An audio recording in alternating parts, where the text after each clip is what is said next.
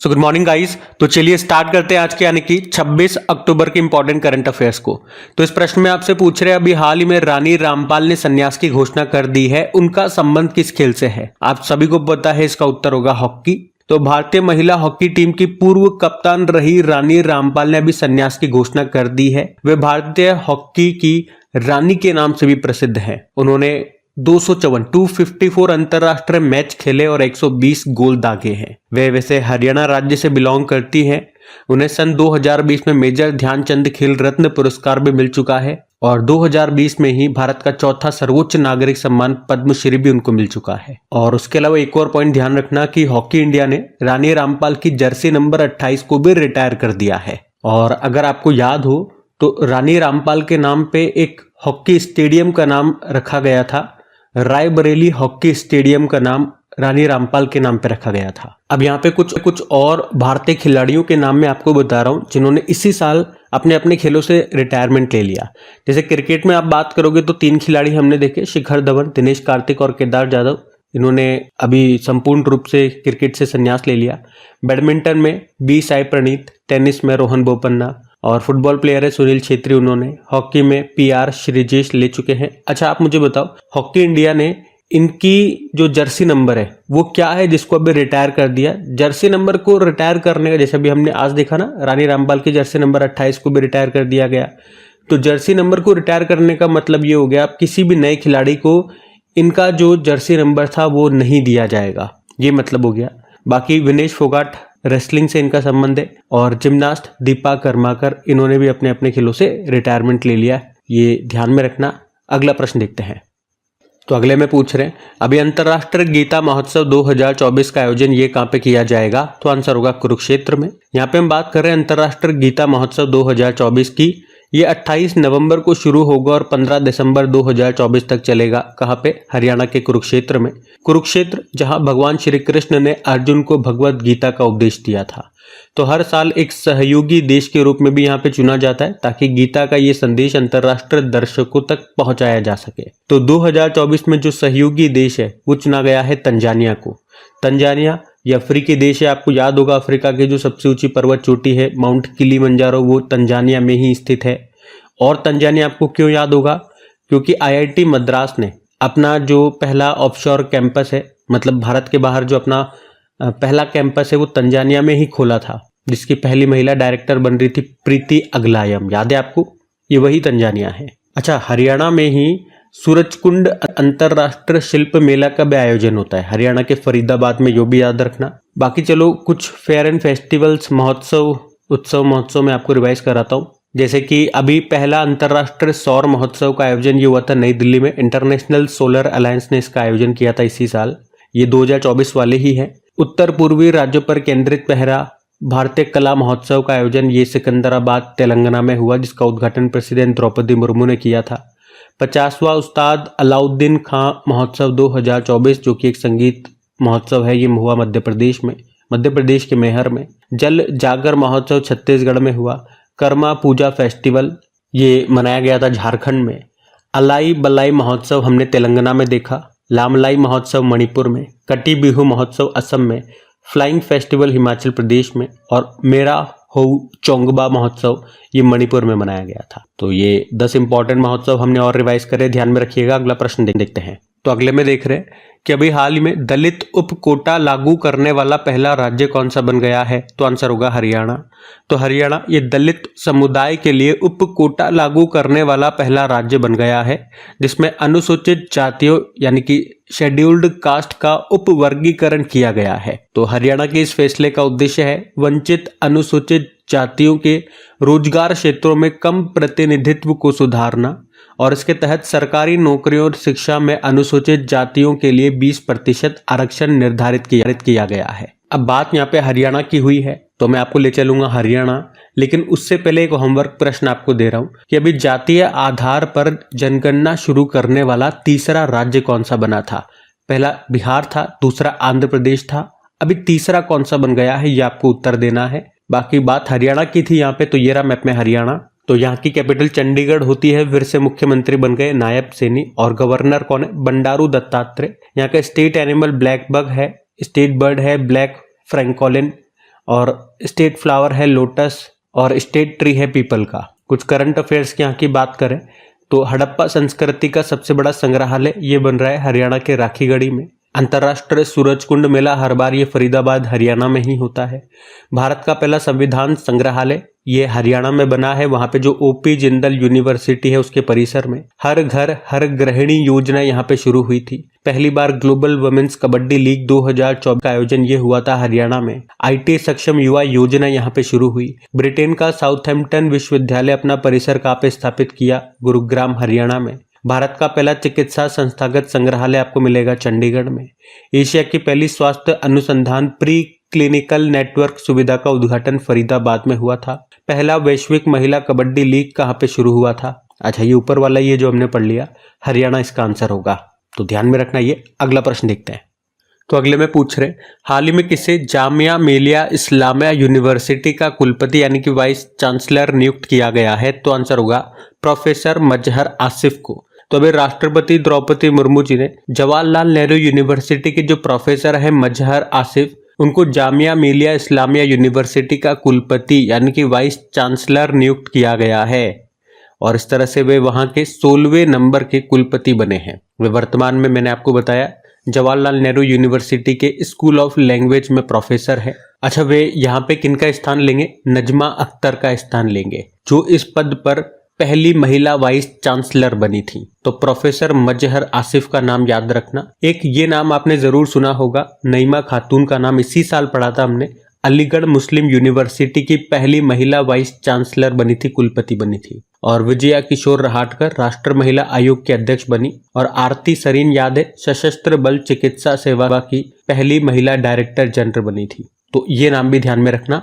अगला प्रश्न देखते हैं। तो अगले प्रश्न में पूछ रहे हैं कि 55वें international film festival of India में फोकस कंट्री कौन बना है? तो आंसर होगा ऑस्ट्रेलिया। तो भारतीय अंतर्राष्ट्रीय film festival international film festival of India 2024 में इसका ये 55वां एडिशन है। कहाँ पे हुआ? पणजी गोवा में हुआ। 20 से लेकर 28 नवंबर 2024 तक हुआ और इसमें फोकस कंट्री ये ऑस्ट्रेलिया रहा। आयोजन कौन करता है? सूचना प्रसारण मंत्रालय, जिसके मंत्री कौन है? अश्विनी वैष्णव है। तो ये पॉइंट आप ध्यान रखिएगा। अच्छा, आपको याद होगा अभी जो हॉर्नबिल फेस्टिवल मनाया जाता है कहाँ पे? नागालैंड में 1 दिसंबर को मनाया जाता है। और इस बार इसमें पार्टनर कंट्री कौन बना है ये पढ़ा था हमने, तो आंसर होगा वेल्स। हॉर्नबिल फेस्टिवल जिसे त्योहारों का त्योहार भी कहा जाता है। अच्छा, बात यहाँ पे ऑस्ट्रेलिया की है तो मैं आपको ऑस्ट्रेलिया ले चलता हूँ। ये रहा मैप में ऑस्ट्रेलिया। इसकी कैपिटल कैनबेरा होती है, करेंसी ऑस्ट्रेलियन डॉलर और प्रधानमंत्री है एंथनी अल्बनीज। ऑस्ट्रेलिया ये आप कहोगे सबसे छोटा महाद्वीप है, जिसे प्यासी भूमि का देश भी कहते हैं। और यहाँ की सबसे लंबी पर्वतमाला ग्रेट डिवाइडिंग रेंज कही जाती है। विश्व का सबसे बड़ा प्रवाल भित्ति ग्रेट बैरियर रीफ यहीं पर स्थित है। यहाँ के घास के मैदान को डाउन्स घास के मैदान कहा जाता है। गिब्सन मरुस्थल आपको यहीं पे मिलेगा। और 2026 में जो कॉमनवेल्थ गेम्स है ना, पहले वो ऑस्ट्रेलिया में होने वाले थे, फिर ऑस्ट्रेलिया ने मना कर दिया, तो अब कहाँ पे होंगे? ग्लासगो स्कॉटलैंड में होंगे। और ऑस्ट्रेलिया ये क्वाड का मेंबर भी है। क्वाड में 4 देश आते हैं, ऑस्ट्रेलिया, भारत, जापान और यूएसए। और इस बार का क्वाड समिट कहाँ पे हुआ? ये अमेरिका में हुआ है। अभी हमने देखा था ऑस्ट्रेलिया ने राइट टू डिस्कनेक्ट कानून को लागू किया था। ऑस्ट्रेलिया के साथ भारत ऑस्ट्रा हिंद और ऑस इंडेक्स नाम की एक्सरसाइज करता है। और ऑस्ट्रेलिया काकाडू एक्सरसाइज का आयोजन करता है, पिच ब्लैक एक्सरसाइज का आयोजन करता है, जिसमें इंडिया पार्टिसिपेट करता है। तो ये सभी पॉइंट्स ध्यान में रखना। अगला प्रश्न देखते हैं। फिर अगले प्रश्न में पूछ रहे हाल ही में सिम्बेक्स अभ्यास 2024 कहाँ पे आयोजित किया गया? तो आंसर होगा विशाखापत्तनम में। तो सिम्बेक्स एक्सरसाइज 2024 की हम बात कर रहे हैं, जो कि एक नौसेना अभ्यास है, नेवल एक्सरसाइज है। किन किन के बीच होता है? तो एस मतलब देखो सिंगापुर हो गया, आई मतलब इंडिया हो गया। सिंगापुर, इंडिया, मैरीटाइम, एम से मतलब maritime, naval exercise. Bilateral exercise है, यानी कि द्विपक्षीय अभ्यास है जो 2 देशों के बीच में होता है। और इस बार ये इसका 31वां संस्करण है। 23 अक्टूबर को शुरू हुआ, जो कि 29 अक्टूबर 2024 तक चलेगा। ये 2 चरणों में होगा। जो इसका पहला चरण है ये विशाखापत्तनम में होगा, जो बंदरगाह चरण है। और दूसरा जो समुद्री चरण है वो बंगाल की खाड़ी में होगा। और इस अभ्यास का उद्घाटन समारोह ये INS शिवालिक पर हुआ। और ये जो सिम्बेक्स एक्सरसाइज है ना, ये वैसे शुरू हुआ था 1994 में इन दोनों के बीच में, लेकिन तब इसे लायन किंग अभ्यास कहा जाता था। तो इतने पॉइंट्स याद रखना। सिंपल सा जो प्रश्न था हमारा था सिम्बेक्स अभ्यास, ये किन किन के बीच में होता है, एक तो ये याद रखना सिंगापुर और भारत के बीच में, और इस बार कहाँ पे हुआ, विशाखापत्तनम में। अच्छा, सिंगापुर से आपको याद होगा कि अभी HDFC बैंक ने अपना जो पहला ब्रांच है वो किस देश में खोला था, सिंगापुर में ही खोला था। चलो कुछ मिलिट्री एक्सरसाइज भी मैं आपको रिवाइज कराता हूँ। वैसे अभी 2-3 दिन पहले ही 2024 के सारे मिलिट्री एक्सरसाइज मैंने आपको रिवाइज करवाए थे, तो अभी सारे तो नहीं करवा रहा हूँ, लेकिन फिर भी 2-5-10 देख लेते हैं हम जो बिल्कुल इंपॉर्टेंट है। जैसे मैत्री अभ्यास अभी भारत और थाईलैंड के बीच में हुआ था, थाईलैंड में। उदार शक्ति भारत और मलेशिया के बीच में हुआ, मलेशिया में। मित्र शक्ति भारत श्रीलंका के बीच में हुआ, श्रीलंका में। पर्वत प्रहार अभ्यास भारतीय सेना ने आयोजन किया था लद्दाख में, ये प्रश्न एग्जाम में आया था। खान क्वेस्ट अभ्यास ये बहुपक्षीय अभ्यास है, मल्टीलेटरल एक्सरसाइज है, भारत ने भी हिस्सा लिया था, मंगोलिया में हुआ। वरुण अभ्यास भारत फ्रांस के बीच में हुआ, भूमध्य सागर में। युद्ध अभ्यास भारत अमेरिका के बीच में हुआ, राजस्थान में। अल नगा अभ्यास भारत और ओमान के बीच में हुआ, ओमान में। ईस्टर्न ब्रिज एक्सरसाइज ये भी भारत ओमान के बीच में हुआ, ओमान में। नसीम अल बहर ये भी भारत और ओमान के बीच में हुआ, ओमान में।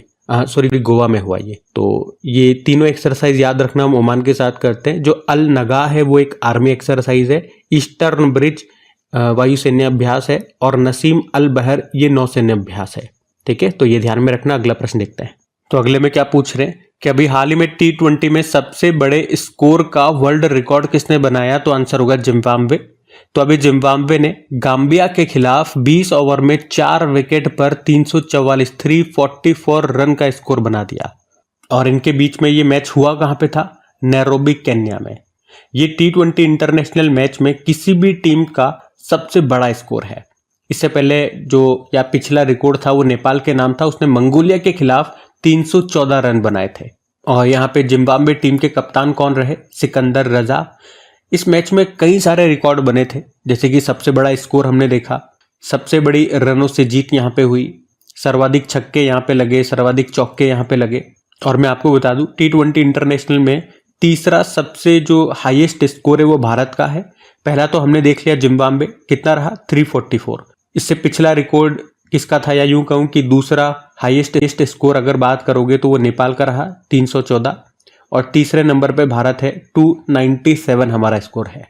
अच्छा, T20 से याद आएगा अभी जो मेंस और वुमेन्स वर्ल्ड कप हुआ था, ICC women's T20 world cup की पहले हम बात करें तो अभी ये हुआ यूनाइटेड अरब अमीरात में, उसको न्यूजीलैंड ने जीत लिया, साउथ अफ्रीका को हराया। और अभी जो मेंस T20 वर्ल्ड कप हुआ था अमेरिका और वेस्ट इंडीज में, उसको भारत ने जीता था, वहां पर भी हमने साउथ अफ्रीका को हराया था। तो दोनों जगह आप देखोगे रनर अप साउथ अफ्रीका है। बाकी जिम्बाब्वे की अगर बात करते हैं तो कैपिटल होती है इसकी हरारे, करेंसी है जिग यानी कि जिम्बाब्वे गोल्ड। आपको याद है अभी क्रिकेट को कॉमनवेल्थ गेम्स जो 2026 ग्लासगो स्कॉटलैंड में होंगे, वहां से क्रिकेट को बाहर कर दिया। लेकिन अगर मैं पूछूं किस ओलंपिक में क्रिकेट को शामिल किया गया, तो अभी जो 34 नंबर के समर ओलंपिक्स होंगे 2028 में लॉस एंजल्स अमेरिका में, वहां पे क्रिकेट को शामिल किया गया है। तो ये सब ध्यान में रख। अगला प्रश्न देखते हैं।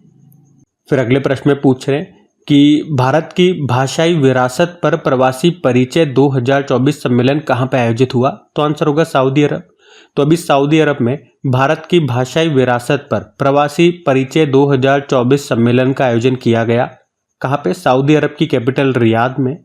और इसका उद्घाटन किया सऊदी अरब में जो भारत के राजदूत है, एम्बेसडर है, डॉक्टर सुहेल अजाज खान ने। थीम क्या रही, भारत की शास्त्रीय भाषाएं।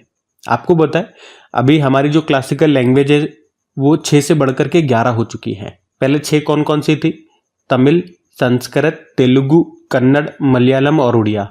तो पहली वाली जो तमिल बनी थी वो कब बनी थी, ये याद रखना, ईयर याद रखना 2004 में। जो आखिरी बनी थी उड़िया वो 2014 में बनी थी।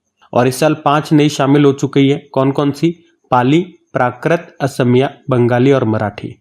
आपको बताएं प्रवासी भारतीय दिवस 2025 का आयोजन कहाँ पे होगा, पढ़ा था भी हमने, भुवनेश्वर में होगा। प्रवासी भारतीय दिवस 9 जनवरी को मनाया जाता है। अगर पूछूं ज्ञानपीठ पुरस्कार कितनी भाषाओं में दिया जाता है, तो 23 भाषाओं में। 22 तो 8वीं अनुसूची वाली हो गई और एक अंग्रेजी हो गई। उसी तरह से साहित्य अकादमी पुरस्कार पूछोगे तो वो कितनी भाषाओं में, वो 24 भाषाओं में दिया जाता है।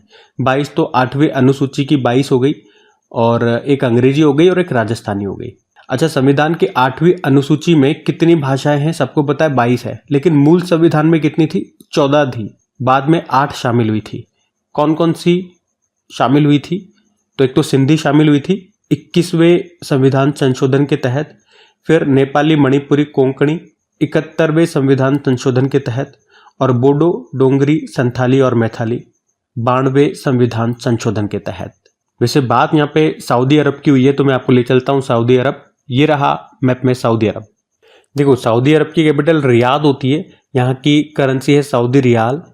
आपको याद होगा सऊदी अरब की पहली लग्जरी ट्रेन चली थी, उसका नाम ड्रीम ऑफ द डेजर्ट है। और ब्रिक्स में जो 5 नए देश शामिल हुए उसमें सऊदी अरब भी एक देश है, बाकी इजिप्ट, यूएई, ईरान, इथोपिया है। अर्जेंटीना ने मना ही कर दिया था। और अभी भारत और सऊदी अरब के बीच में पहला एक्सरसाइज हुआ था जिसका नाम सदा तनसीक अभ्यास है। आप लोग बताओ ये हुआ कहाँ पे था? ये हुआ कहाँ पे था ये आपको बताना है। पहली बार हुआ था ये, तो इम्पोर्टेंट रहेगा। उसके अलावा फीफा वर्ल्ड कप जो 2034 वाले होंगे वो सऊदी अरब में ही होंगे, और 2034 में ही एशियन गेम्स को भी होस्ट कर रहा है सऊदी अरब। उसके अलावा पहले ओलंपिक ई स्पोर्ट्स गेम्स ये 2025 में होंगे सऊदी अरब में ही। स्पेस मिशन पर जाने वाली सऊदी अरब की पहली महिला बनी थी रियाना बरनवी उनका नाम है। और पहली भारत और खाड़ी सहयोग परिषद के विदेश मंत्रियों की अभी पहली बार बैठक हुई थी सऊदी अरब की कैपिटल रियाद में। तो ये पॉइंट्स भी ध्यान रखना। अगला प्रश्न देखते हैं। तो अगले में पूछ रहे हैं हाल ही में किसे स्वीडन में भारतीय राजदूत नियुक्त किया गया? तो आंसर होगा डॉक्टर नीना मल्होत्रा को। तो अभी भारत सरकार ने डॉक्टर नीना मल्होत्रा को स्वीडन में भारतीय राजदूत के रूप में नियुक्त किया है, यह याद रखना है। बाकी ऑप्शन में देखो एक बार, Abhyuday Jindal Indian Chamber of Commerce के नए अध्यक्ष बने थे, एस परमेश भारतीय तटरक्षक बल के 26वें डायरेक्टर जनरल बने, और Manoj Kumar Dubey Indian railway finance corporation IRFC के नए MD/CO बने थे। बात स्वीडन की है। यहाँ पे स्वीडन आप जानते हो कैपिटल इसकी होती है स्टॉकहोम, करेंसी है स्वीडिश क्रोना, प्रधानमंत्री है उल्फ क्रिस्टर्सन। तो ये ध्यान में रखना। अगला प्रश्न देखते हैं। बाकी अगले में पूछ रहे कि 16वें ब्रिक्स समिट में कितने नए देशों को पार्टनर देशों के रूप में शामिल किया गया? तो आंसर होगा 13। तो ब्रिक्स समिट आपको पता है 2024 में इसका ये 16वां संस्करण था जो कि रशिया में हुआ, रशिया के कजान में हुआ। अभी प्रधानमंत्री नरेंद्र मोदी ने भी यहाँ पे हिस्सा लिया था। और समिट के दौरान 13 देशों को पार्टनर कंट्री के रूप में ब्रिक्स में शामिल किया गया है। इन 13 में Algeria, Malaysia, Indonesia, Kazakhstan, Nigeria, Turkey, Uzbekistan सहित 6 और मुस्लिम देश शामिल हैं। पर पाकिस्तान को इसमें जगह नहीं मिली। उसने आवेदन तो किया था शामिल होने के लिए, लेकिन उसको जगह नहीं मिली है। और आपको याद है ही सही, इस साल 1 जनवरी 2024 को ब्रिक्स में 5 नए देश शामिल हुए थे, सऊदी अरब, यूएई, ईरान, इजिप्ट और इथोपिया। और इसके बाद इसे ब्रिक्स प्लस के नाम से जाना जाता है। अच्छा, इस बार ये जो ब्रिक्स समिट हुई रशिया में, इसकी थीम भी है strengthening multilateralism for fair global development and security. और अगले साल जो ब्रिक्स समिट होगी 17वां एडिशन होगा, वो कहाँ पे होगा? ब्राजील में होगा। ब्रिक्स में आपको पता है साउथ अफ्रीका कब शामिल हुआ था? 2010 में शामिल हुआ था। और इसकी पहली जो बैठक हुई थी 2009 में हुई थी रशिया के येकिंतबर्ग में। और इसकी हेड कौन है? हेड है दिल्मा रूसेफ जो कि ब्राजील से हैं। तो गाइज ये थी आज के आपके करंट अफेयर्स की क्लास। कमेंट करके जरूर बताइएगा सेशन आपको कैसा लगा। अच्छा लगा तो प्लीज वीडियो को लाइक जरूर कीजिएगा। एक बार दोस्तों के साथ में स्टडी ग्रुप में शेयर जरूर कर देना। बाकी इनकी PDF, इनकी क्विज आपको मिल जाएगी आपके करियर के एग्जाम एप्लीकेशन में, जिसका लिंक आपको नीचे डिस्क्रिप्शन बॉक्स में मिल जाएगा। बाकी चलो भी कल के करंट अफेयर्स का भी मैं आपको एक बार क्विक रिविजन करा दूं, फिर हम सेशन एंड करते हैं। तो पहला प्रश्न आपसे पूछा था एशियन डेवलपमेंट बैंक का 69 नंबर का सदस्य देश कौन सा बना? तो इजराइल बना। फिर पूछा भारत का नवीनतम बंदरगाह गैलेथिया खाड़ी का इंटरनेशनल कंटेनर ट्रांसशिपमेंट पोर्ट ये कहाँ पे स्थापित किया जाएगा? ग्रेट निकोबार द्वीप। और हीरो महिला इंडियन गोल्फ ओपन टूर्नामेंट ये कहाँ पे शुरू हुआ? गुरुग्राम। और कर्मचारी चयन आयोग यानी कि SSC का नया हेड किसे नियुक्त किया गया? S गोपाल कृष्णन को। 24वीं राष्ट्रीय पैरा तैराकी चैंपियनशिप में ओवरऑल चैंपियन कौन बना? तो कर्नाटक बना। Global anti racism championship award 2024 से किसे सम्मानित किया गया? उर्मिला चौधरी को। संयुक्त राष्ट्र दिवस आपने मनाया 24 अक्टूबर को। चर्चा में रहे करतारपुर कॉरिडोर का संबंध किससे है? गुरु नानक देव जी। और कैबिनेट समिति ने कहां पर नई मिसाइल परीक्षण रेंज को मंजूरी दी? आंध्र प्रदेश। और आखिरी प्रश्न था कॉमनवेल्थ गेम्स 2026 में कितने खेलों को शामिल किया गया है? तो आंसर होगा मात्र 10। चलो भी कल का भी होमवर्क प्रश्न देखते हैं और सेशन एंड करते हैं। तो कल के वीडियो में आपसे पूछा था 8वीं महिला एशिया हॉकी चैंपियंस ट्रॉफी 2024 का शुभंकर क्या है, तो आंसर होगा गुड़िया। आप सभी ने प्रश्न का बिल्कुल सही उत्तर दिया। अब ये आज का आपका होमवर्क प्रश्न।